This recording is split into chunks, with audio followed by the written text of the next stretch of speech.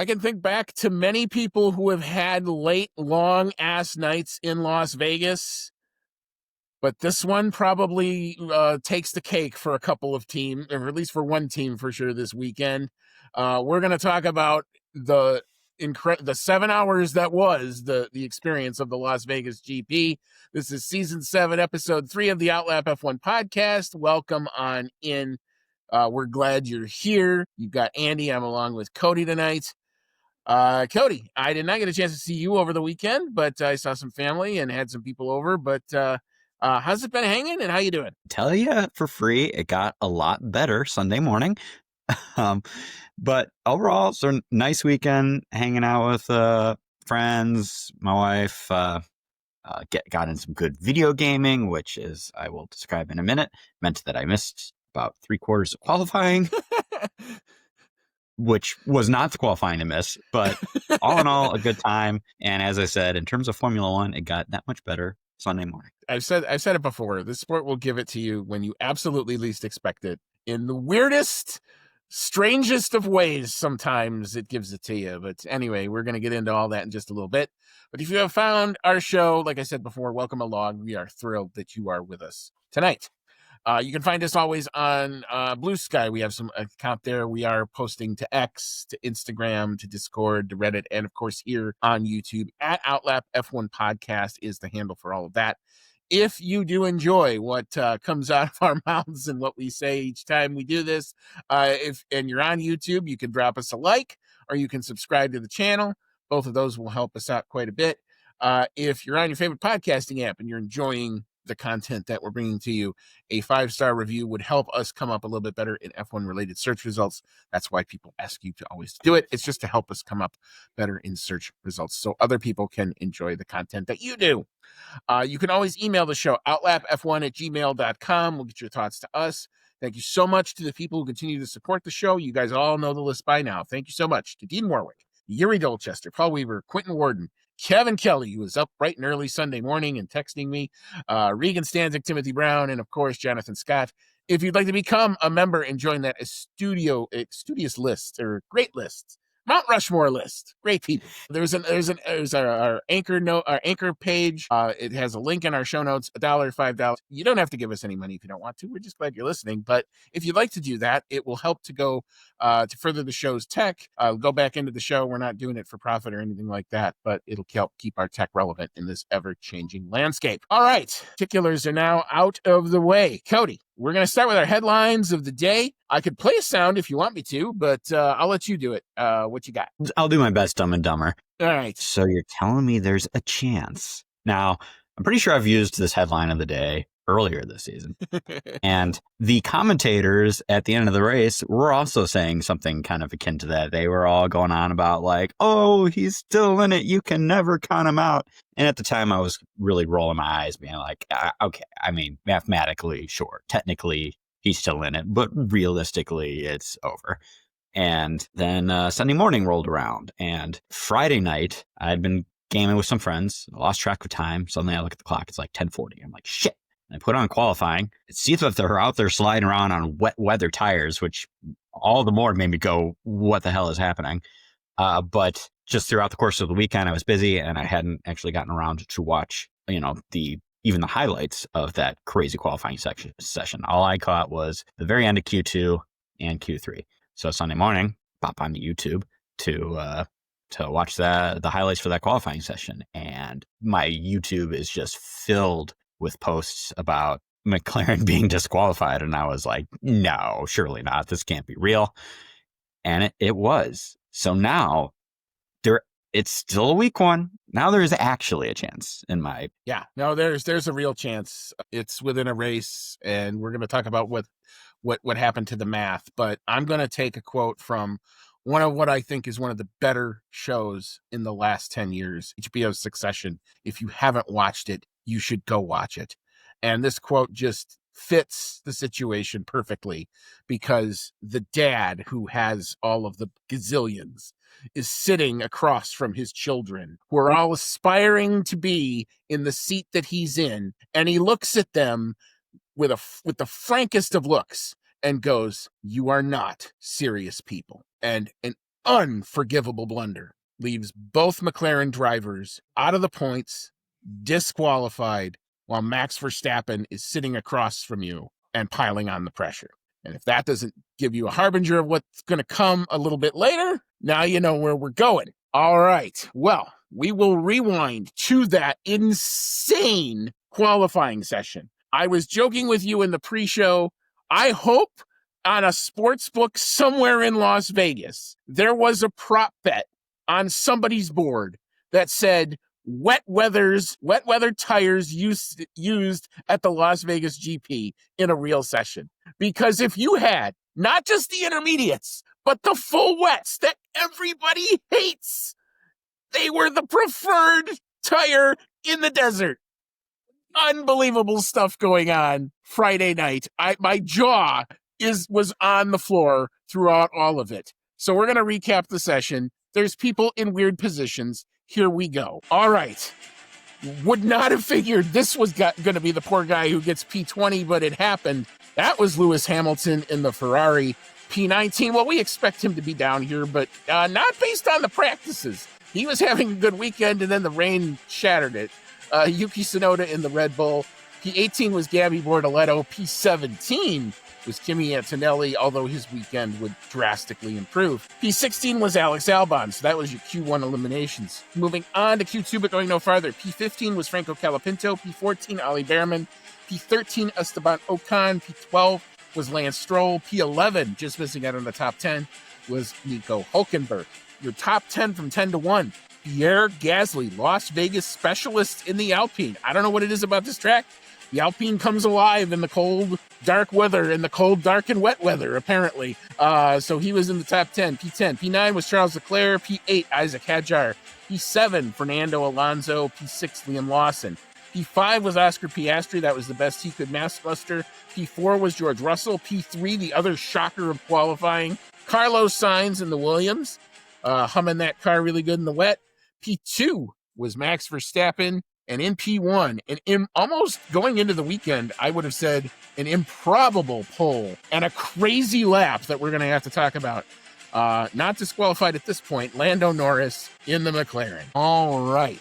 Well, did you eventually watch the whole qualifying, or what you end up doing? All right. Yeah, I did. And holy cow, that was a wild session. And I was not expecting Las Vegas to be a place where you would see full wets come out in a competitive session. It was nutty. When I first jumped on and I saw it, the first thing I see is someone sliding through the turn on full wets, and then seeing that everyone is on full wets. And I'm thinking, oh my gosh, it actually rained. And what's even more wild about all this is it's crazy. It's wet. Everyone's on full wets. They're not pitting. They're just going around doing lap after lap after lap. And we got through this without any red flags. In fact, the only person who crashed out of all this was Alex Albon, unfortunately. Loses it at the wrong spot and clips the wall, and just hits his car rebounding into the wall just in the right place to break his front suspension. So too bad for that. But the fact that everyone else made it through this and no red flags is really a good show of their skill.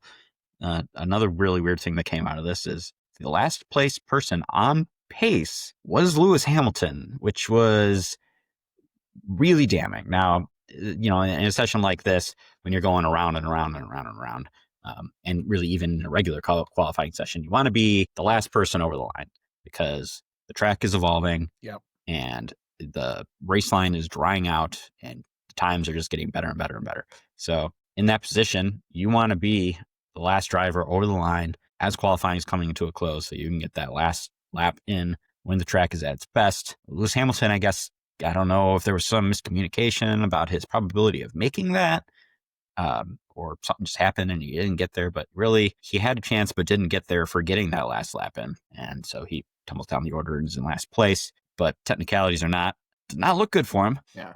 He had two problems. One was the double yellow caused by Alex Albon's crash. Now, Alex Albon managed to get the car back to the pits, and they didn't shut down the whole track. They didn't bring out a red flag, obviously, or stop the clock. So that what happens with about 45 seconds on the clock. Meanwhile, all the drivers are coming up and through. It's sector 3. It's the last sector. So if you're trying to set a lap, now you have to go through a double yellow flag section. Because the track was drying, you were still getting green sectors, even though the drivers were backing off through the double yellow section and still setting better times. That's how quickly it had started to change. And Lewis got to the line, had to go through the double yellow section, and thought he didn't make the line. He did, with apparently 2 or 1 second left on the clock, and his team did not tell him to do another lap. So he would have been in the preferred position of being the last guy, but he backed off in the first sector. And so that's the miscommunication that happened on that side. But it was a hairy session throughout. It was literally every lap that you'd go around, it felt like that driver was on higher ground compared to the times that were. So a lot, you would get a guy come up in P1 and then he would drop. And by the time everybody else got done, he'd be P14, P15, and have to set another lap to get back in it. So it was a crazy Q1. And Lewis just found himself kind of on Lewis and Yuki, and basically everybody in Q3 were the ones kind of finding themselves on the outside looking in. Q2 was pretty much just as crazy, still on full wets.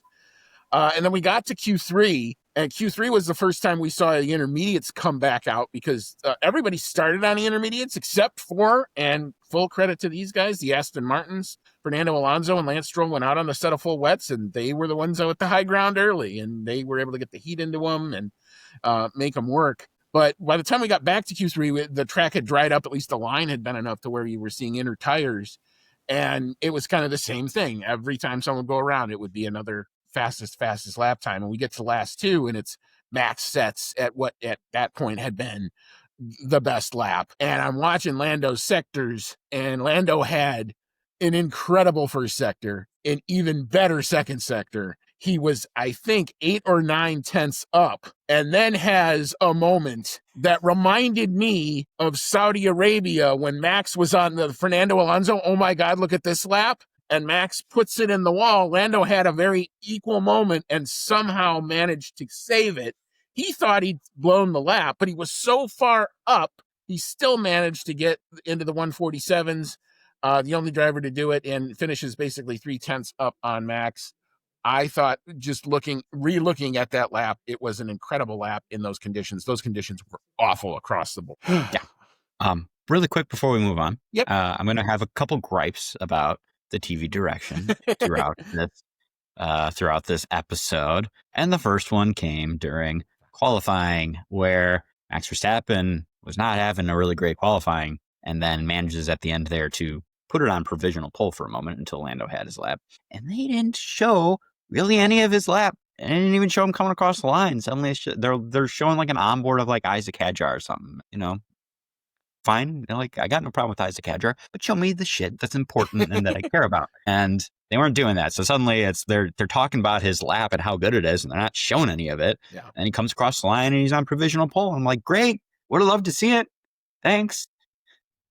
And yeah, it's almost why it goes back to what I've been saying. I think the way that you're gonna, for fans like you and I who want to get all the stuff out of it and really see stuff, you almost got to watch with an onboard going on, because the TV direction, there was a lot of communication issues with the Vegas circuit throughout the course of the weekend. We'll talk about something that happened actually in the race, really freaking dangerous, and we've talked about it before, but there were moments where teams had telemetry go out. There were issues with the onboards that we did have, where like every time it would go under an obstruction, it would cut out and then it would come back, and it looked like we were watching, no offense to the good people of Russia, but Russian television, with low bandwidth signal, and we couldn't figure out how to do it. And I get it. You're in the middle of a downtown. You got tall ass freaking casinos all around you. You got bright lights and flashy things. But this is our third go around. None of this should be new at this point. We should know how to do it. So I have a minor excuse because it's first time in the rain. But yeah, I mean, come on. You gotta understand where the storylines are. You got to understand who we're looking for. If you don't see Piastri's, Verstappen's, and Lando's onboards when it's Q3, I don't know what you're supposed to be looking at.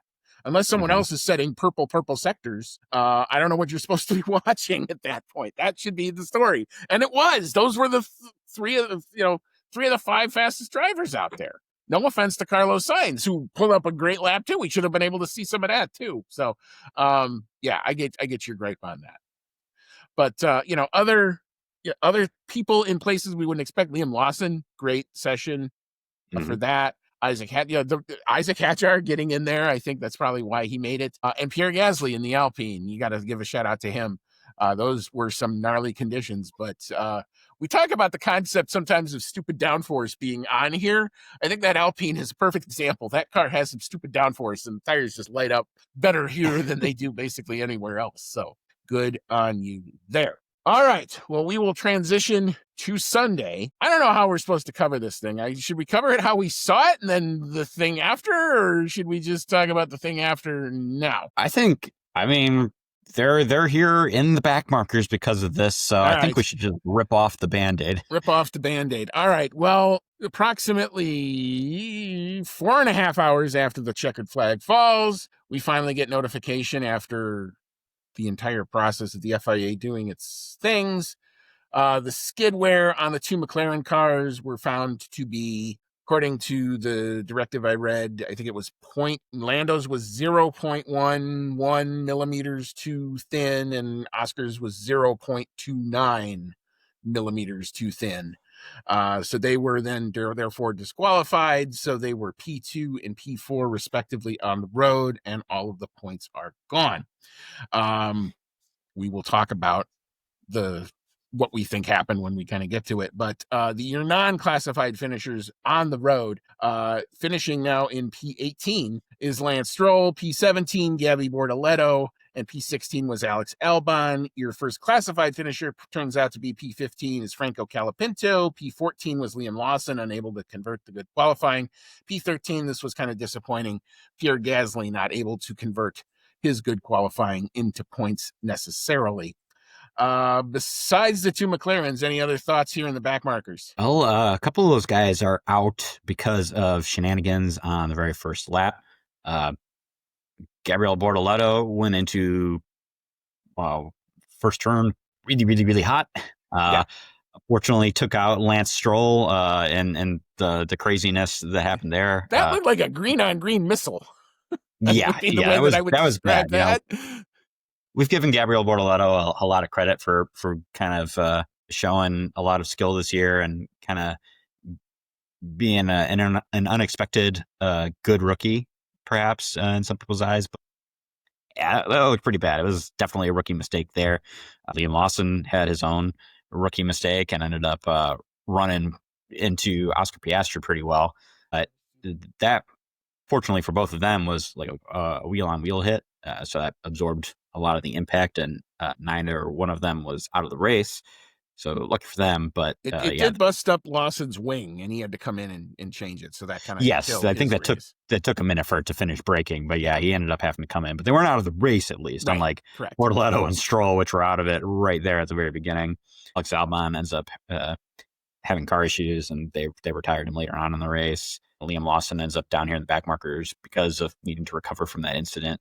The Alpines not able, once the track was back to normal dry conditions, they were back to being underwhelming. Yeah. But yeah, big story here is the McLarens are out of it. I suppose as we move our way up into the field, get to the front runners, we can talk about how they actually were in the race. But like you said, the gist of it is that they had a plank wear issue that ended up disqualifying them from the race. I've seen a lot of commentary on how small the margins were that the plank was worn down past the limit by.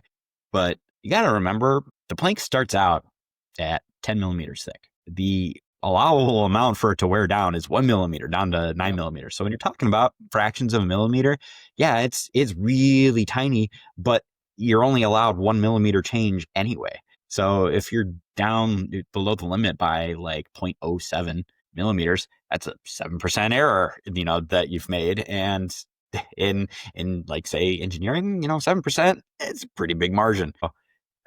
They definitely had made an issue or made a mistake. I don't know exactly where in the weekend they realized that they were having a problem, because as you were describing to me earlier, They seem to be talking in code over the radio about having an issue. They were talking about it as though it was a fuel issue during the race and that they needed to save on that. And we've seen real problems with that before. Not very frequently, but I know a few years ago, Sebastian Vettel missed out on a podium because there wasn't enough fuel left in his car after the race finished to take the fuel sample. And that was a disqualification for him. So that could have been a very real issue. But that was a bit of a misleader because we were all talking about that. And then it comes out that the McLarens are being reported to the stewards for a completely different reason. The skid wear, which we've seen disqualifications for much more recently. Yeah. I mean, it comes out and look, I mean, I can maybe complain about the process, but the process is the process. It's the process that happens at the end of every race where, you get out, the driver gets out, goes to the podium or wherever they are, and the cars get dragged off and the FIA does their thing. And usually about 90 minutes afterwards, the cars get released back. The people who want to do the celebratory photos go and do the celebratory photos. If you're a Sky customer in the UK there and Ted Kravitz happens to be there, you get your 90 minutes of post-race and then a 30 minutes of what they call Ted's Notebook, where he goes through and kind of does a lot of kind of what we do when we're talking like this. This is kind of a expanded version of that. It's always kind of my inspiration for how to kind of program the show is kind of what Ted does, but we're not there. We don't get to walk around and meet interesting people while we're talking about what happened. So we just kind of give you what happened. But anyway, that's usually like 2 hours after checkered flag. So if there is anything usually happening, tends to start right around that point. So we get to the end and I'm watching or listening to the national broadcast, and the Speed City guys do a great job. They were there. They were actually on the PAs. They had the same team that was in Texas. Those were the guys that were out there. Johnny Green's got more energy than I don't know where he gets it from, man. I want to drink whatever coffee that dude has because he's the Energizer Bunny that doesn't stop. And anytime you get a chance to listen to Bob Varsha talk about anything racing, do so. The dude is a legend. He taught me basically everything I know about Formula One. I hope one day to meet him and shake his hand and tell him that. That all having been said, at the very end, Chris Medland, who is one of the best journalists, sometimes you've seen him on F1 TV, comes in with 30 seconds left and goes, there's a legality issue on Lando Norris's car. And because I have a very good relationship with all these people, the first thing Johnny Green said, well, Andy P just died. Because that's how they know me on that show. Because I talk to them. When I talk about the group chat, that's who I'm talking about most of the time. Kevin Kelly's also a member of that group chat. So we have our own little community within the community. And that's kind of my into the F1 media and how I can kind of get some of the insider information that I get. So I heard this and it's 12:45 and I went, shit. But Chris Medland had qualified his comments. He goes, I just heard potential. There hadn't been the FIA document string, and the FIA document string is usually pretty clear as to take you through when there's a problem. There's always a very specific order at which this has to happen. Joe Bauer, the technical director, has to issue at the end of each race. And 90% of the time, nobody reads this stuff. Most of the fans don't even know it exists. But there is a report that comes. There's 3 documents at the end that certifies the race goes official. There's a technical delegates report. There's the final classification issued by the FIA, and then a document that recaps both the drivers and the constructors' points, called championship points. The last document in any weekend is always championship points. So at that point, whatever they've done is what they've ruled on. And if anything is going to change, it takes an appeal, and we all know that process. We've talked about that process many times on the show. Not going to go down that rabbit hole here. But at that point, when Chris Medland says there's a potential illegality issue, and he only mentioned Lando's car, and we also saw in the race, in the last maybe 4 laps of the race, Lando's 6 seconds or something behind Max in P2 and suddenly drops back. And he's losing around about 2 seconds a lap. And the pit wall is telling him, we have a good gap. We can afford to lift and coast in this corner, this corner, this corner. And he's like 7 of the 19 corners is where you can lift off. And meanwhile, George Russell's almost catching him and Lando gets across the line. George Russell finishes about 3 seconds behind. So we all thought, because of what we heard on the radio, that it was really more fuel. Well, if you replay the entire gamut of team radio throughout the course of the race, and you replace fuel with plankware, a lot more of the messaging starts to come out, because it looked, even on the reconnaissance laps, that the McLarens were bottoming out, if you actually go back and rewatch all of that. So, but again, at this point, we only thought it was with Lando's car, and the natural assumption was the fuel. Ted's notebook comes on, he's talking, he's not mentioning it. I'm refreshing every bit of social media now that I can find to try to see, does anybody else have this? There's a string of usually how this goes. Nobody's got it. Okay, what's going on? Now we're about 10 minutes into Ted's notebook, and now he starts talking about it. So now I'm like, okay, this is more than passing rumor. This is actually real. The doors are up on the McLaren garage. They're not letting anybody else in. The rumor was that Nicholas Tombassis was in there, and he was talking, and they were trying to figure out what to do. But we still hadn't had the document chain. The only document that had come out was the provisional race classification. 2.5 hours later, you finally get the technical delegate summon Piastri and Norris. This is the first time anything had been mentioned about Piastri. Unable to verify skidware, which now triggers a second thing that happens with the FIA that I'll talk about now. Whenever that happens, all that report says, my measurement didn't meet it. I refer you to the stewards. The next thing that happens is there is a meeting between the team, the stewards, and an independent measuring person who has to stand by, because they measure it in the presence of a representative from the team. The driver can be in the room. The FIA technical director is in the room. And all three stewards are in the room to see the independent measuring of this. And the team can then meet with the stewards and argue if there is some sort of force majeure argument that could be made. Usually, when we've seen it before, that could be maybe a half an hour to 45-minute meeting and it's done. This thing lasted 95 minutes. They went in at 11:15 or 11:45 local time, and we didn't get the final thing until 3. Now we're 2 hours behind. 3:45 a.m. local here. I gave up while they're doing this, or what? So are they all smoking cigars while they're doing this? I don't know, but meanwhile, there's a gaggle now of media. Everybody's reposting. And there's also, you also now, when something like this happens, you also realize how much of your F1 social media is all done by automatic, because the Formula One site is tweeting out, the podium and the Mickey Mouse and all that other stuff, like nothing's wrong. And then finally, now you're getting some independent, some American journalists who happen to be there. Jenna Fryer, there's the dude from Canada, Tim. He's always in the things when they're in this continent. I can't remember his name. He follows the show. I'm going to butcher his name, but Tim from Canada, I know who you are from TSN. He was not on talking about it. Jenna Fryer actually broke it, that said, I just talked to Zach Brown and he said both McLarens were disqualified. And then the documents came out in rapid succession. And what you read in the documents is basically a recap of the entire process. And they take you through, in multiple paragraphs, what happened, of what I just kind of said.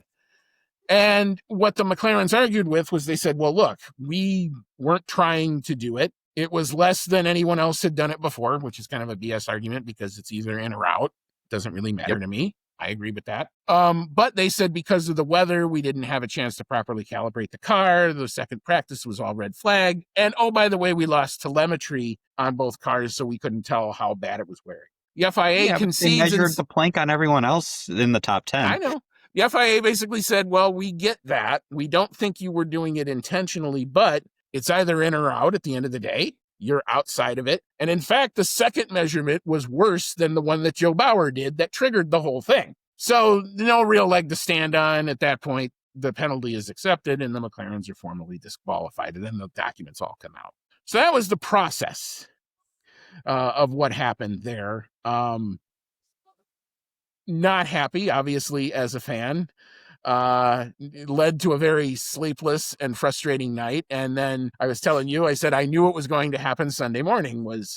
I know I'm probably the only freaking idiot still awake watching all of this, other than the people who were actually at the race tweeting about it. And I know what's going to happen is I'm going to get texts from you and other people who know me. And sure enough, within like the same hour, it was like, do-do-do, do-do-do, do-do-do, do-do-do. My phone just blew up and I'm like, And I didn't really know what else to say. I like it, and we'll get to it when we get to awards. But like I said, you should never be in that position. I don't understand what decision was made to get your car even to in this jeopardy, given where you were in the championship. I could understand it if it was on the Oscar side. Why you did it to both cars is something beyond me. But I mean, apparently the new papaya rule is if we're going to all get disqualified, we have to do that together now too. But yeah, you just should never be in that position. End of story. When I saw this news Sunday morning, I hadn't received any message from you. So I was wondering, I'm like, surely he knows, because he knows all this stuff before I do. And he always waits for all the official documents to come out. But I wasn't 100% sure. So I was like, all right, I'm just going to poke the bear and see what happens. And, there's a little bit of a sadistic chord struck there too, because I was like, thinking like, oh, now he has to be stressed just like me over the last 2 races here. But yeah, I completely agree with you that McLaren should have never been anywhere close to this situation. It's a street race. The road is bumpy. The cars have a lot of issues with being run really down low for that maximum performance anyway. And they, no one else ran into this issue. From what I was reading, they tested the planks on top 10 finishers. Yep. At least. So all of your championship protagonists, anyone who was away in the championship, even Russell, got measured. So Lando was far enough out in front of both Oscar and Max here that he really just needed some points. Like, he didn't need to clinch it here. He just needed some points to keep it comfortable. Yeah, he could have, but he didn't need to. And he just needed some points to keep it comfortable. And I feel McLaren should have, thought about that and just said, you know what, we're not sure. We don't have enough data based on the way things have been going this weekend. We're going to just err on the side of caution. We're going to crank up the car a little bit and take the loss of performance. And if he finishes 5th or 6th or something like that, so be it. Max wins the race. He gains, like it would have 15. been plus 10. It would have been 32 if Lando finishes 5th.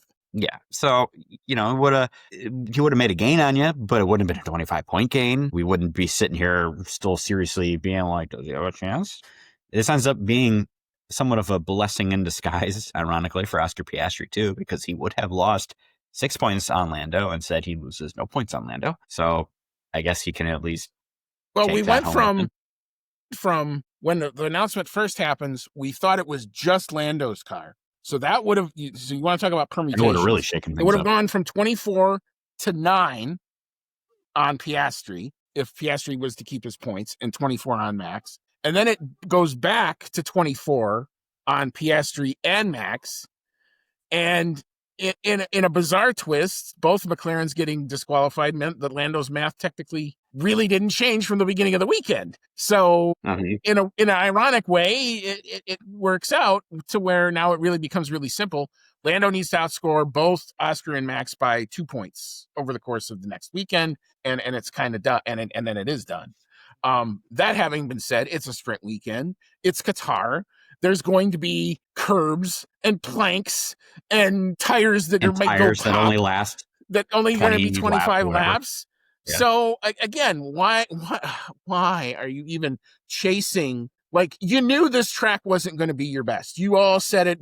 I knew it. You could kind of tell in the first practice, and they came out in the second practice and Lando was competitive. And I went, oh, okay. This is kind of weird. The second practice was very disrupted. Totally agree with that. But Lando ends up coming out on the top. And then you get to the third practice, and that was when the telemetry on the McLaren cars went out. And they didn't even run in basically the quali sim, the dry part, because it started wet and then ended up kind of dry.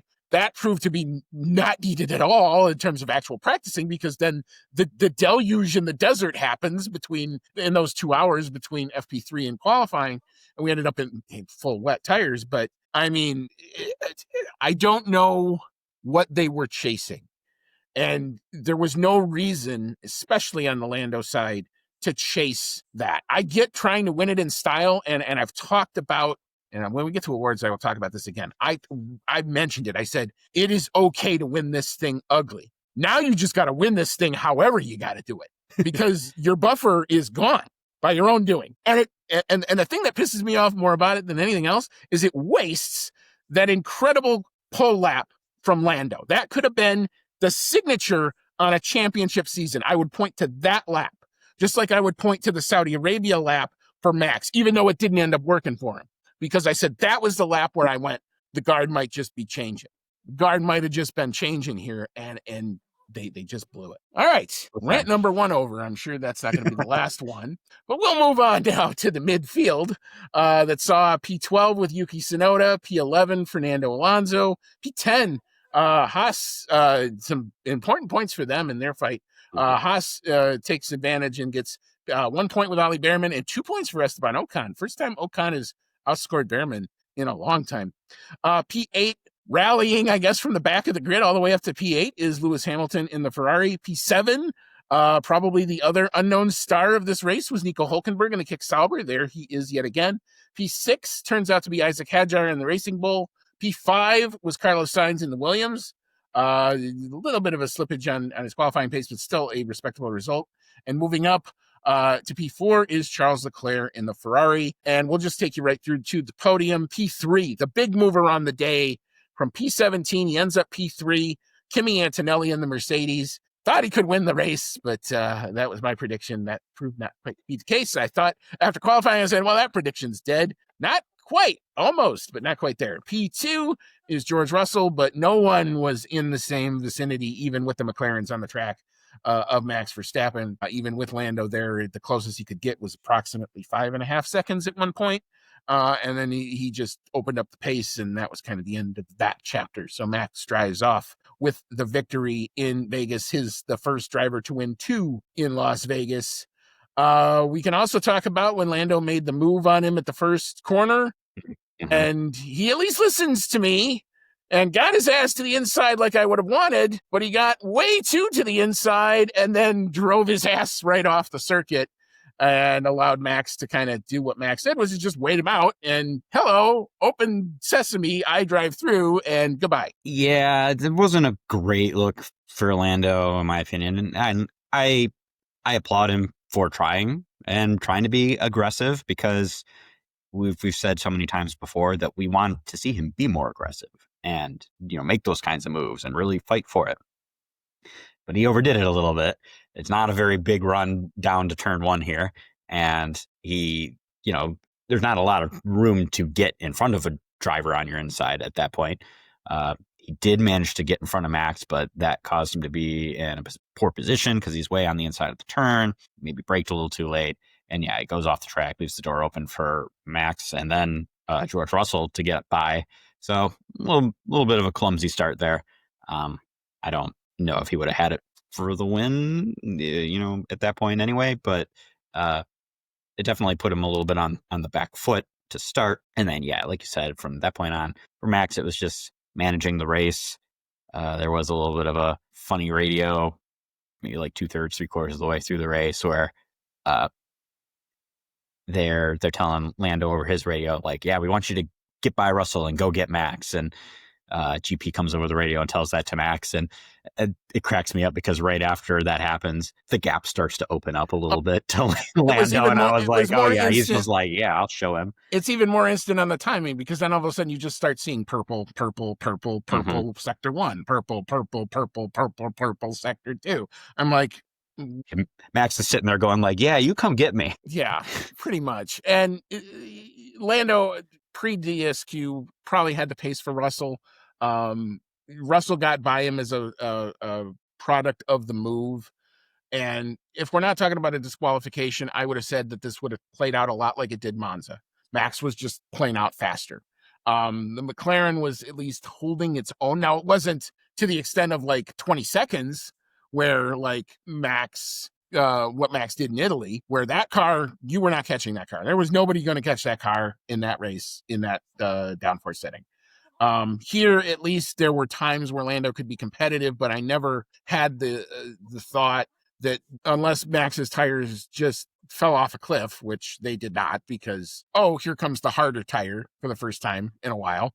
And in the cold conditions, that was the preferred race tire. And you could have probably just done the whole race on him. Kimi Antonelli basically did. And that's how he got all the way from P17 to P3. So because of that, our friend Tire Deg was nowhere to be seen, other than graining on the mediums. And then once everybody kind of got off the mediums, it became a pace race, and Max was just too fast, too good in that. So he was going to win no matter what. I wasn't even thinking about that.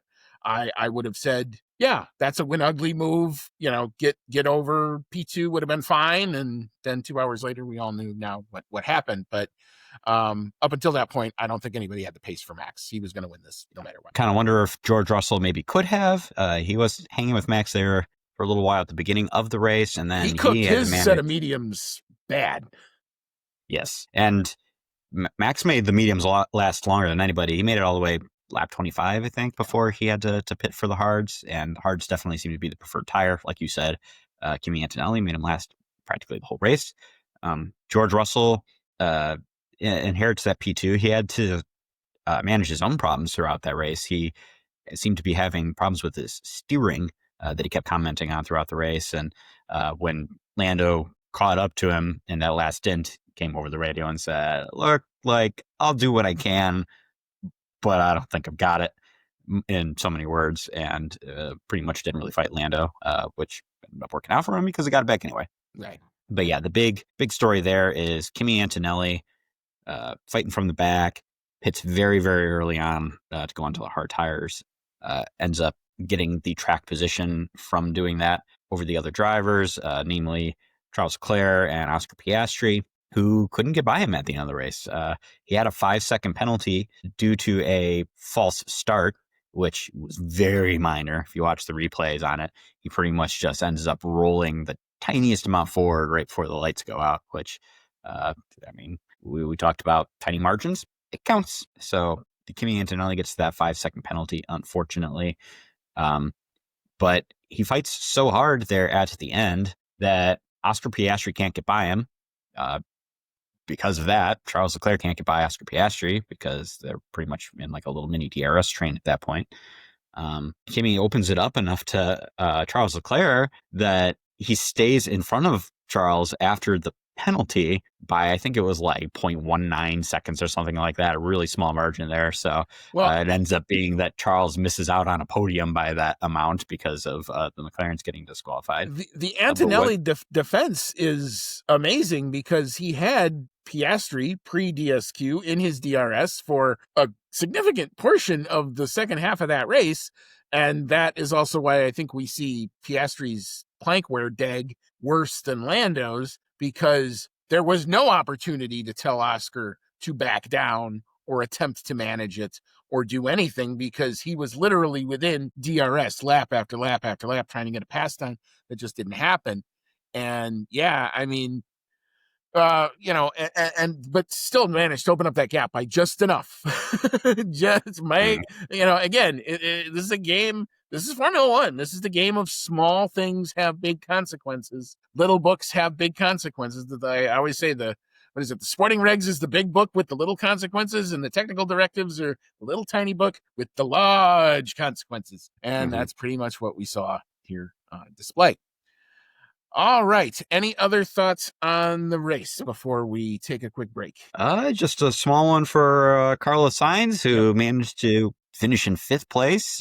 Great finish for him. Big points for Williams there. And considering Alex Albon had a pretty rough weekend, it's good that at least Williams got points on the other side of the garage. I really didn't think he was going to be able to hold on to much with where he qualified. He qualified so well in the wet, and I was like, yeah, that's really cool, but we weren't sure whether or not he was going to keep it, because he was under investigation for the incident with, I think it was Lance Stroll. He had spun out in the mega wet of Q1 and was in one of those runoff areas, and he had managed to do the 360 and get the car pointed the right way, but he's actually pointing going backwards on the track.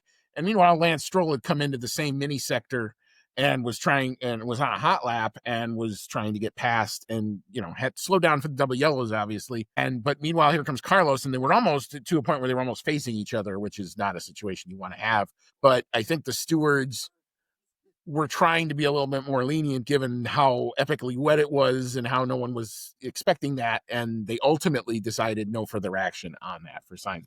We left qualifying almost sure. I almost thought that's a great lap. He's might get a grid drop, but luckily that for him, it did not happen. Mm-hmm. All right. Well, so leaveth the Las Vegas GP.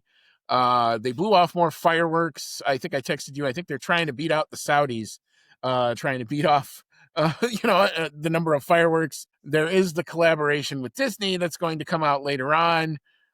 So we had Mickey Mouse doing things with the Vegas River and pink Cadillacs, which I thought was interesting for the podium. And, the whole thing, I was just kind of like, okay, let's kind of get on with it at some point. And then eventually, I don't know where they took the drivers to, but I think the drivers basically did another parade lap for the podium and then had to come back to actually get the trophies. And just a lot of pomp and circumstance, but that's what you would come to expect in Las Vegas, I suppose. It was. I thought the Mickey Mouse doing the fountain show a little over the top, in my opinion. But I suppose if Disney's going to be paying for this stuff, they want to have their show. The pink Lego car, I thought that was actually kind of cool. Yeah. That was pretty fun. And the glasses that they got to wear in the car, those were kind of fun too. But the shot of Max. It did take a long time to actually get to the podium ceremony. Yes. The shot of Max with the glasses on is already turned into a meme if you're out and about anywhere on any sort of social media. So that's actually pretty funny. But yeah, I mean, so endeth the Vegas GP. The strip goes back into the hands of the people. Everybody who's been bitching and moaning about the build can now stop and go back and talk about the rest of the stuff that goes on in Las Vegas. No announcement on a renewal yet was something that I thought was actually kind of interesting, although they did make it a point of saying that the race sold out. And notice they didn't give a number. So I don't know what that means. So that was very confusing. I thought that too. Normally when they do the attendance, they give you an actual number of how many people are there. And it did seem a little suspect that they're just being like, oh, it's sold out. But what does sold out actually mean? How many tickets did you Did you have a section open and then close it and then said, never mind these 5,000 seats? What we sold was sold out. So I don't know. We'll see what the future holds and where this happens with the calendar. So, I would say, I think as an event, the feedback that I've heard, at least from the people who I know who were there, seem to say that the pomp and circumstance, other than the Mickey thing at the end, most of the pomp and circumstances didn't dial down. It felt more like a regular race with a regular weekend. I think the moving of it up 2 hours helped the U.S. audience a lot. It probably helped the international audience, maybe not so much because, 440 something for the UK. Sorry, but we have to do it for Japan and Malaysia and all those other places when they go to weird places. So I don't really know that I have a big opinion on, the venue. It looks like it should be cool. What I would do if I were running the world and could actually control things for 10 minutes, I would swap the Coda slot and the Vegas slot 1 for 1, because to do Texas when it's cooler would help. I know you and me out quite a bit, and I think would help that experience for people a lot more. And I think you want to have more warmth in the desert, 95 degrees warm, but enough warmth in the desert to where you can have a traditional, it doesn't need to look like the tires need 8 laps to warm up before they start to do anything. So I don't know that they'll ever make that happen, but if I were running the world and could actually pick the two, that's what I would swap, but that's me. All right, well, we'll leave the Las Vegas GP here. We'll come back. We'll recap what all of this did to the points in the drivers and in the constructors. We'll open it up to your thoughts on the weekend in the fan email segment. We'll hand out some awards. You want to stay tuned for the rubbish. I guarantee you, I don't know where it's going to go, but I'm sure it's going to be red-faced on my side. We'll talk about some predictions. Someone had a really good weekend this time out, and someone didn't. We'll talk about that. And then we'll preview, as these are triple header, man, coming at us thick and fast. No time to lick the wounds on my side. We got to reset, re-rack, and go, baby, because Qatar is coming. So we will talk about that in just a little bit. Come on back. You will not want to miss that.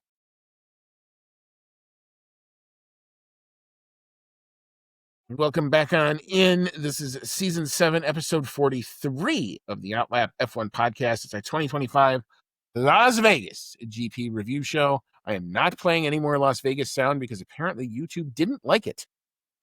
Is that so? So on the preview, there were 2 versions. There was the original one, which maybe if you got it, had all the sound in it. And if you didn't get it, it's because YouTube didn't like it. So there was the YouTube-friendly version. The other thing is... We're just awkwardly sitting there dancing to music. Oh, no, I edited that whole... It was actually a hell of an edit. I actually took that whole thing out. No, because I wanted to have it in there because you were dancing and I was dancing to it. But no, sadly, that's in the blooper reel. But anyway, there was the version that went out. It's out there. You can hear it with the sound if you want. But anyway, we were talking about the Las Vegas GP. We've recapped what happened in the race. We've recapped what happened several hours after the race as well. So what does this do to all of the point standings? We have a much tighter race in the drivers, and the constructors have also had some changes to it. The certain teams certainly shining at the right times. So Cody, if you take the drivers, as always, I will handle the teams. So the double McLaren disqualification this weekend means that neither Lando Norris or Oscar Piastri come out with any points added to their tally here. So Lando Norris still in first place, still sitting at 390 points, and Oscar Piastri still in second, still at 366 points. But what this means is that Max made the greatest gain possible that he could this weekend. So Max Verstappen is still in third place, but he is now up to 366 points as well. He is behind Oscar Piastri on Cutback because Oscar has more wins so far on the season. They are tied on points, and they are both just 24 points behind Lando Norris. This is a long shot, but it is a gap that can be closed. Sebastian Vettel did it in 2010, closed 25 points in 2 races. If we adjust the point system, I was reading that the comeback Kimi Räikkönen made in 2007 over the last 2 races was actually even greater than that. As we said, still a chance.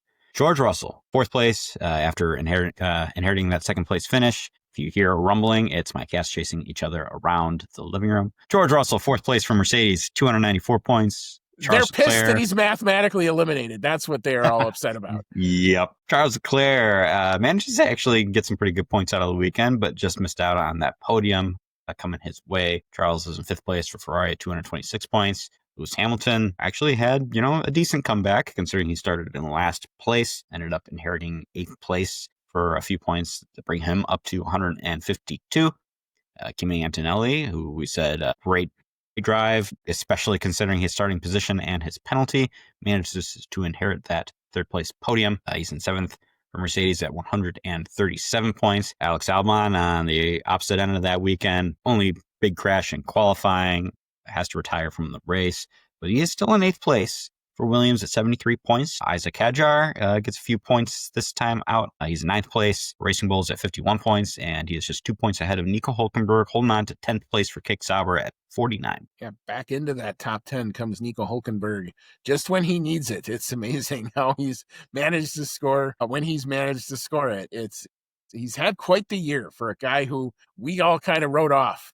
He's having quite a resurgence to his career. It's good to see. As for the constructors, despite the fact of the double DSQ, they still will not be caught in the constructors. That is McLaren. They remain, however, on 756 points.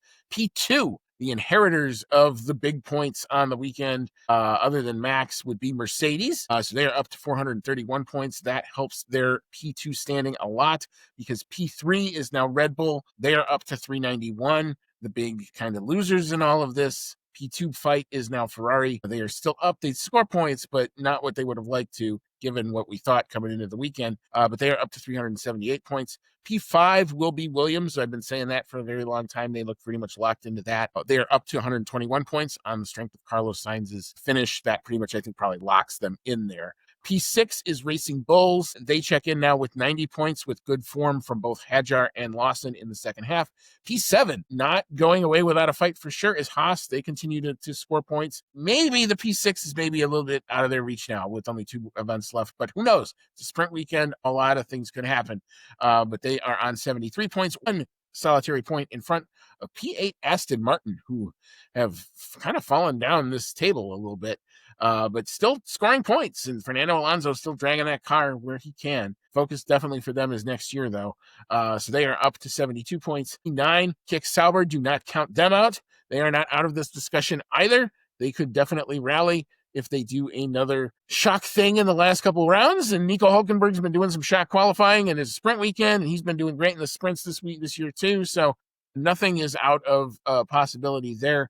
They could still mathematically finish as high as P6 in the constructors, but they are up to 68 points. And P10, no points on this weekend, but they were competitive, at least for most of the weekend. Alpine, but they remain on 22 points. All right. Well, I understand that this was a tough race to watch if you were in the UK. And I salute our one emailer for getting up at the crack of dawn and setting her alarm.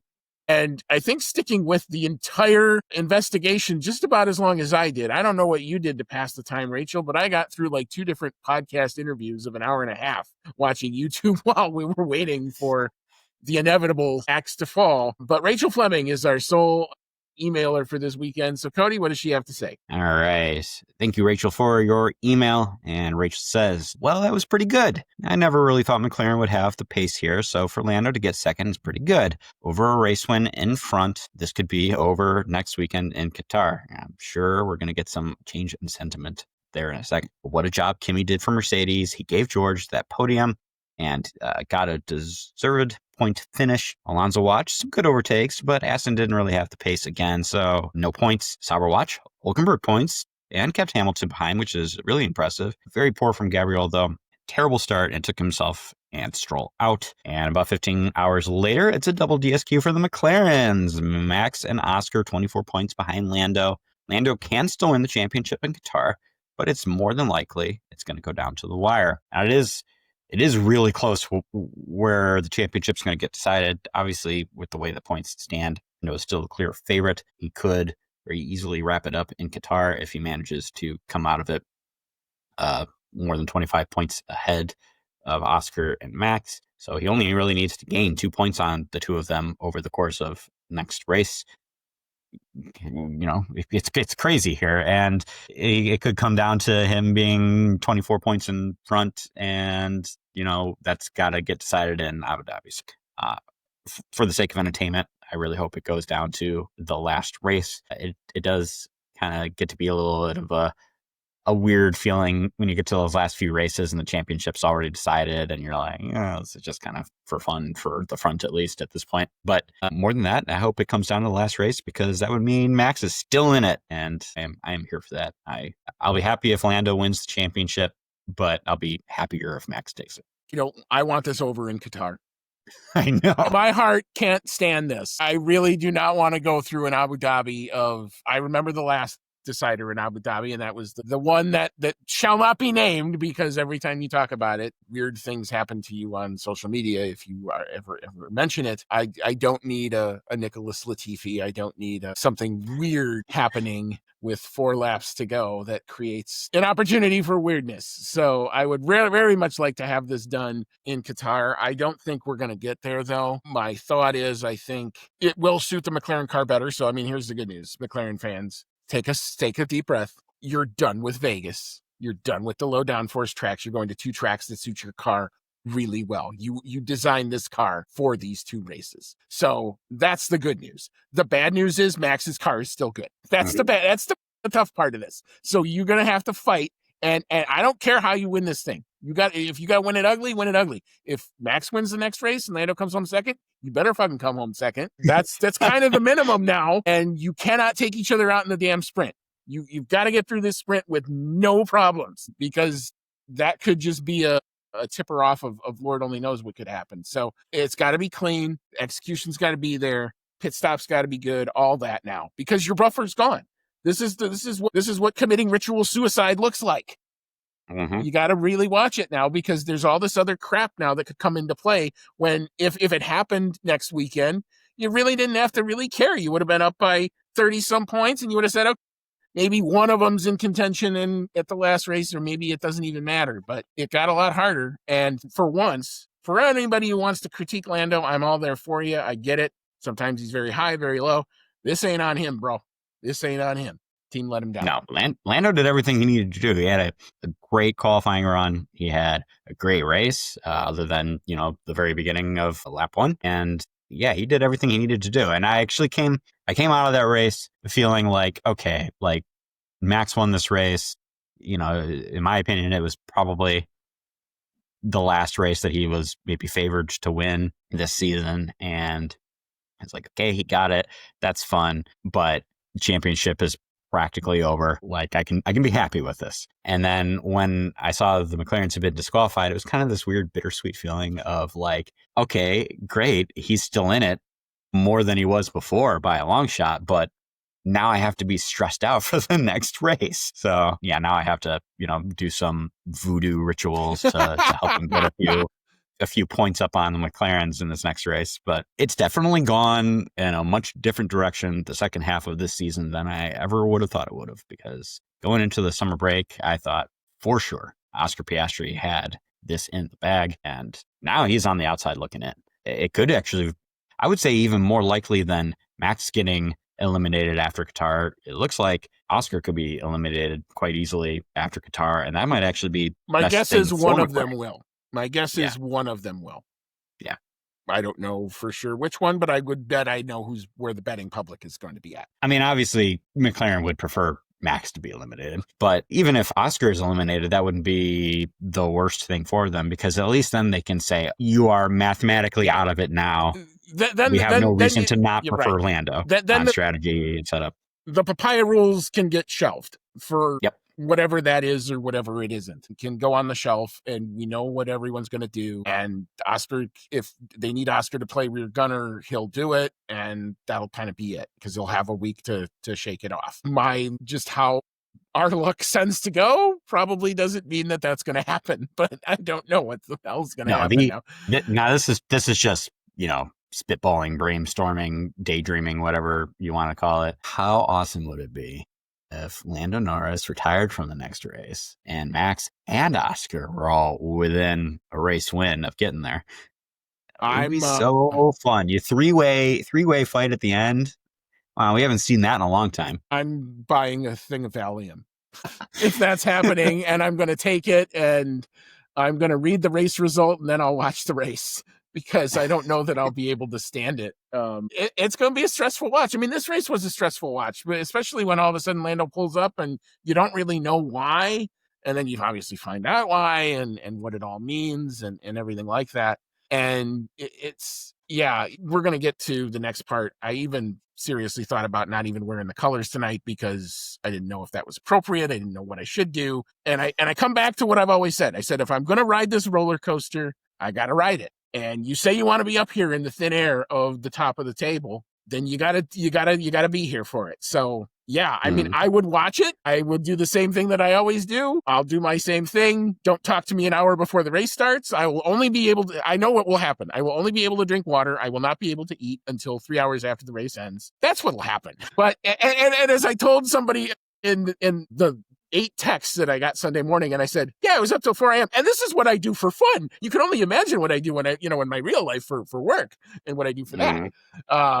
Wow. So yeah, it would be a thing. It would be a thing. It would probably rival the global audience of the Lewis v. Max 2021 thing, which I think was one of the most, other than maybe some World Cup finals on a global scale, one of the most watched events ever. You got to think that somewhere Stefano Domenicali is sitting in a corner just going, excellent, excellent. But anyway, we'll see what happens. Bring more viewers. Yeah, exactly. All right. Well, thank you, Rachel, for your thoughts. Thank you for sticking.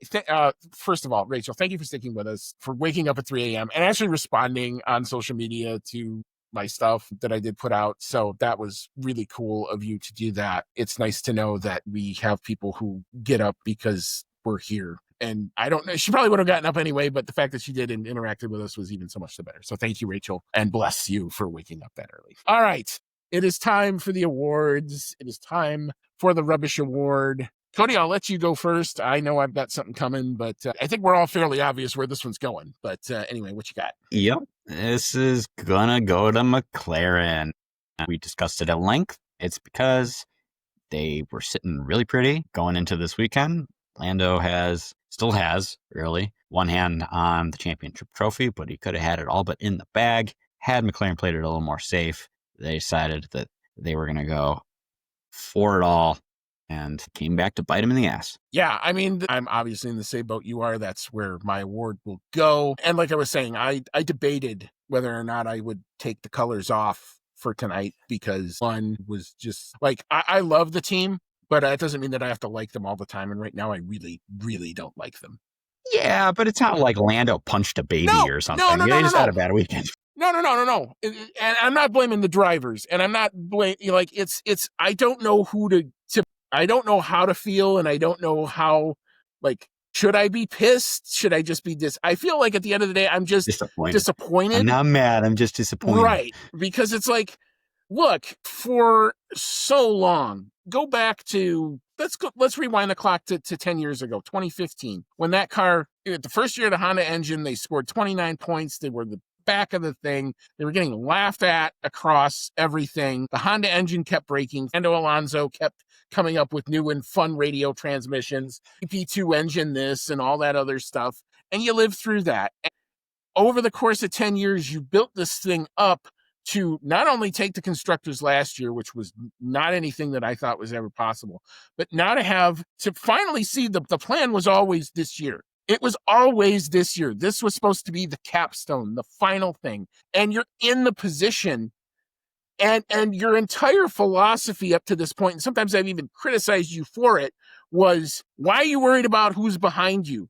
Just focus on forward. And now you decide to go uber aggressive at a place that you know doesn't suit your car? What? Why? Now? How? What? You gotta be kidding me. This is what happens. And it was clear you knew something was wrong. And there's reporting out there that said Lando was talking about it after FP2, and I don't know how much they heeded it or how much they didn't. 5th place would have been fine here. For once, I would have agreed with. Carry about who's behind you. You could let Max go driving off into the Nevada sunset, and it wouldn't have mattered. And instead, now we're here, and I have to play this. But you did not hear my words, and now it's come to this. Because I talked about it. That 4 rounds ago, after Coda, I said, it's okay if you win this thing ugly. You don't have to win it with the signature win at the end. The points are the points. Hell, Max won one championship of his. He didn't even realize it in Japan. He got all the way to the cool-down room. He didn't even know he'd won it. Somebody had to tell him because they had to recalculate the finishing order twice. It doesn't matter how you win it. It's that you win it. You got 2 rounds to go. These should suit your car. You got to do it. You got to go out and take it. It's not going to be given to you. No one is going to give it to you, at least of all Max. Yeah. They wanted to recreate what happened last year where Max won it big in Vegas and was half in the bag on gin and tonics while he was still doing interviews. So they're just going to have to settle for getting it done dirty, like you said. Well, and the kicker of it will be, if whoever wins the championship is not going to have a champagne shower, they will have a rosewater shower because of where we're going. True. I mean, hell, if I was going to be Formula 1 champion, I would take a rosewater shower. Right. I don't think that really matters. It just was a thought that popped into my head there. But anyway, McLaren, do better, please. My heart can't stand this. Thank you. Good night. Yay. Thanks. All right. We'll move on to analysis paralysis. I'll let you go first here. What you got? My analysis paralysis is that F1 continues to have a TV direction problem. And I really, really hate that I keep having to bring this up because it shouldn't be an issue. They have this very, very popular sport that is becoming more and more popular here. And I feel like the TV direction has just gotten worse over the years. And my kitty is eating my tiny Max Verstappen. Maybe don't do that, please. Yeah. If anybody likes Legos, I have the tiniest version of Max Verstappen now to accompany my medium-sized Lego Max Verstappen. Fortunately, my kitty thinks it's a chew toy. Anyway, TV direction problem for Formula One. I already described what was making me upset about qualifying, where they weren't showing drivers who actually stood to qualify at the front of the field on their final laps, where, they maybe hadn't been having a great qualifying, but they missed some good stuff during the race as well. For one thing, when Max took his pit stop, it was pretty close coming out in front of George Russell. He did not have the fastest stop. I think it was like a 3-second stop. He came out pretty close in front of Russell. And what annoyed me about all this is you knew right away that the direction was wrong, because the commentators were talking about how close it was between Verstappen and Russell. And that's not what they were showing on the broadcast. They were showing something, I don't even know what it was, something completely different. But that's not what the broadcasters were talking about. So you know that they had it wrong there. And then at the end, Lando Norris is backing way off. And the gap was increasing pretty rapidly. Like, I know you said it was like a couple seconds a lap. So by the end, it was like 4 or 5. Yeah, it was. He was really backing off in those last couple laps. And it's to the point where we thought, like, maybe he's got a problem. We ran into this before where, it wasn't quite as dramatic as Lewis Hamilton's brakes failing and him having to cut corners to get to the end of the race and all that. But it's still a pretty big deal, especially if you weren't 100% sure what was happening. And would have loved to see some of that on the broadcast. You cut to that. You show him having trouble, show him backing off, show George Russell catching up to him, because by the time they got over the line, it was pretty close. Just have a couple shots of seeing him catch up for the drama of it. And then when Max is about to come back to the line, then you cut over to him winning the race. It's just really bad. And I really feel like the people who are deciding the TV direction don't watch Formula One.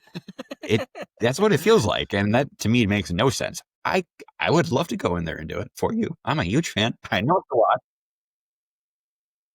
And it's one of the things, and I've heard thoughts about this, and I don't know if it's something that's in the cards for the future. We know where the U.S. rights are going. We know that they're going to Apple TV, and you almost wonder if there are going to be, I think one of the things that they've run into is they have the international broadcast, which is basically the Sky people who are talking about one thing. And then you have the F1 TV folks who are talking sometimes about other things. So I think sometimes where those discussions go are not always the same. But I saw both broadcasts this time. Okay. And they were both talking about both doing it. The broadcast was not where it should have been. Then there's somebody in the truck who, we need to find and educate, maybe. But yeah, I mean, the thought is, and where I was going with this was that potentially with Apple TV, you could have alternate actual feeds where it's not, maybe there's one that's just focused on the midfield. Maybe there's a feed that's focused on the top 3 throughout the whole race. And you get overlay the international commentary and they're talking about what they're talking about, but you're going to watch the top 3. Or there's a split screen where you can watch, there's just dedicated cameras that cover that. There's a lot of possibilities. I don't know if any of it's practical. I'm sure what I'm saying probably costs zillions of dollars, but fuck it. It's Formula One. Why not? So, I mean, that's kind of what I'm hoping eventually comes out of it, or you can self-direct a little bit more of what you have, because the app, the F1 TV app is good, but it's hard to do that. There's multi-view and it works, but it's hard to toggle throughout that. And granted, the Apple interface is actually pretty good, and I like it on my iPad, but it's hard to manage just for me. So I have my 2 onboards and my timing screen, and I'm really, the main feed for me is almost secondary. It's almost the last thing I'm really looking at, because most of the time I'm watching the onboards, I'm watching the timing. But yeah, I mean, to your point, if that's all you're seeing, yeah, you're missing it. You're missing parts of it for sure. All right. Mine is going to go out to the FIA, and no, this has nothing to do with the McLaren's DSQ or any of the process with that. That was actually all above board and handled correctly according to all of the rules and all the research that I did. But what we have is a marshal on track problem, and we have a race director communication problem to the marshals. And this is not the first time we saw it. We saw it creep up in Mexico and that was only one car. That was Liam Lawson with 2 marshals. And that was close enough, way too freaking close. We talked about it then. The end of lap 2, or whatever it was before they threw the virtual safety car, there are 20 cars coming at racing speed into a corner, and I saw 7 8 marshals on the track trying to clear debris off. Literally, one, they were all probably crapping their pants, and I totally understand that. And two, they're trying to get their asses off the track as quickly as possible. Somebody dropped the ball there. Somebody's ass deserves to get fired for that. This is the second time, and this one felt a lot worse. And the double yellows may not do it next time, man. You got to be really careful. We got to protect these people. These people are volunteers. They what make this thing happen. We do not want to see a death of a marshal for no good reason. Yeah, we were one car mistake away from a whole bunch of cars, mind you. We were one mistake away from going bowling with marshals. Yeah. And it's happening too frequently. Like this is the second time we've talked about this in like 3 race weekends. So yeah, they definitely need to get this figured out. If you're going to be putting marshals out on the track, the show be damned for 5 minutes. Just call the virtual safety car. What it's there for. You don't have to call a full safety car. At least just bring them out of racing speed. The virtual safety car is there to keep the status quo, but slow everybody down for shit like this. Just do it, and move them out of the way when the cars come around. They can go back out there. It's okay. The show will go on. We don't want to hurt anybody over it. Right. I mean, yeah, exactly. You said it perfect. All right. We'll move on to Dark Horse of the Day. I'm going to give mine to Kimi Antonelli, who I thought had, all zeros on his jackpot and then won it again. Goes from P17 to P3. Great drive. Holding off Oscar Piastri, who was at the time still in championship contention behind him. A great defense there. Very worthy podium. Kimi Antonelli, hell of a drive, man. Proving Toto Wolff very correct. That's a team. I say it all the time about Williams just because they've been at the 26 regulations for so long, but don't you blink on Mercedes. They have probably the preferred power unit, and they like it when it's a power unit formula. They could be something to watch. That's a guy to watch next year for sure. I definitely agree. This was a good race weekend to display that Antonelli has that resilience to bounce back because he had very poor qualifying. He had a penalty literally in the first microseconds of the race. Like, it was a rough one. And he could have just, gone through that race steaming, making mistakes, being like, God, this just isn't my weekend. But, he took the alternate strategy. It worked out. He did everything he had to do, holding off the drivers behind him, trying to maximize what he could despite having the penalty. And, he got from 17th place to a podium with a little help from his friends in Papaya. But it counts. The records will show that he had a podium. And I think it was well-deserved. Yeah, I wonder if we'll see the social media of the trophy moving from one garage to another. Sometimes they do that in these types of cases. Or whoever was P3 or Russell handing it to Antonelli or them swapping it. Or I don't know. I'm sure someone will come up with something about that, maybe when they get to Qatar. But anyway, we'll move on to driver of the day. I think we have unanimity here. I'm going to give this one to Max Verstappen. I would have given it to him anyway. DSQ notwithstanding, he was the best in the race, the best on the race pace for sure. Great drive for him. Controlled the pace when he needed to, opened it up when he wanted to. Can't really say much more other than that. I tip my cap, sir. Good job, Max. And pressure's on McLaren because of it. Yep, I agree with you here. It's going to go to Max. It seems like more often than not, especially this year, that you give Max a sniff and he gets into the lead there. There's no turning back. It's really hard to get back around him just because how aggressive he can be. And yeah, he is in some top-notch form at the moment, despite the fact that, his championship chances are still not great. This was his 8th consecutive podium. He's had like 4 wins, I think, in that stretch. 3 wins, 4 wins. He's had a really good run.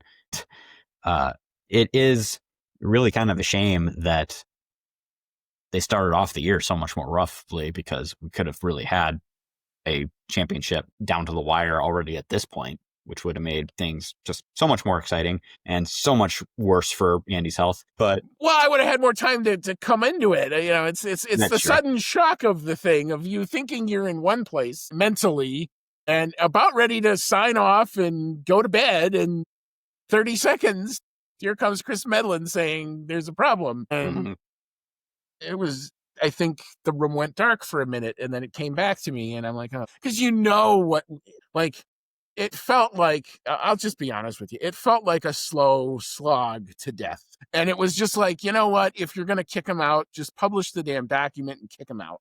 And then when it was taking so long, like even the Speed City guys were tweeting like, what could be going on? And my response was probably one hell of an argument. I was about to say it's Stella. Like, Stella and Zach Brown and everybody else trying to come up with whatever they could. You know, they got lawyers. They don't have lawyers there other than the one time I know Mercedes had a barrister there for 2021.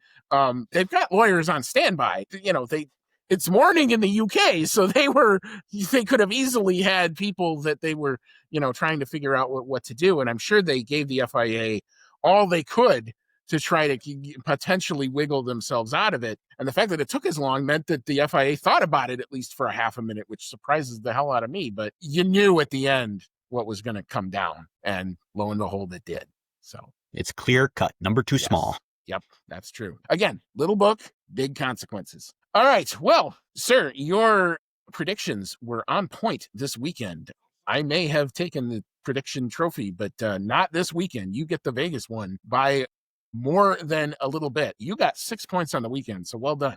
You got P1 on the podium. Orlando getting DSQ'd gives you P2 on the podium. You got the quali lap time, even though we were both really close. You were slower, so you were 15.4 seconds off. I was 15.7 seconds off, but you get the quali time point for that. You also get the fastest lap time point. You were closer to me. You got P11 on the bonus pick because of how that shifts, and the prop bet. So I only score a scant only 1 point. Thank God for the prop bet where I thought, okay, well, that's an easy one. At least I won't get a duck. Otherwise, I would have scored 0. But you eat into my lead a little bit. I'm still up 12-7 on the season. All right. Well, so endeth the Las Vegas GP, and the good, the bad, and a lot of a little ugly, at least on my side of it for sure. But we will reset, re-rack. We got no time to lick our wounds, guys. Everybody got to pack up.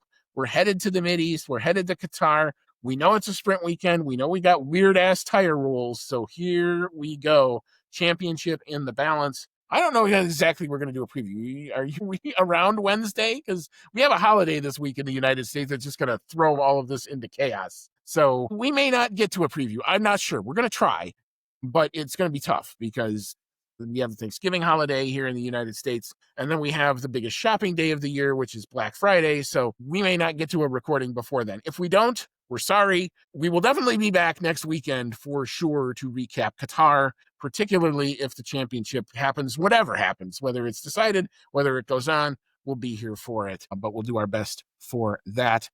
Cody, any final thoughts on this weekend or maybe what's to come? Just looking forward to it continuing to go down to the wire. I'm just happy that it's not settled yet, which I know is the opposite of what you're hoping for, but it keeps it more exciting. You know, I'll take my antacid and I'll be fine. I'll make it work. We've talked many times about how, you know, in Formula One, there's a lot more battles going on than just what's at the front. And there's still a lot to decide in the Constructors' Championship for, you know, those bottom half of positions, which really mean, you know, big differences in money for these teams. A lot of drivers very close to each other in the standings there as well. So there's still stuff to play for, even if the championship was decided.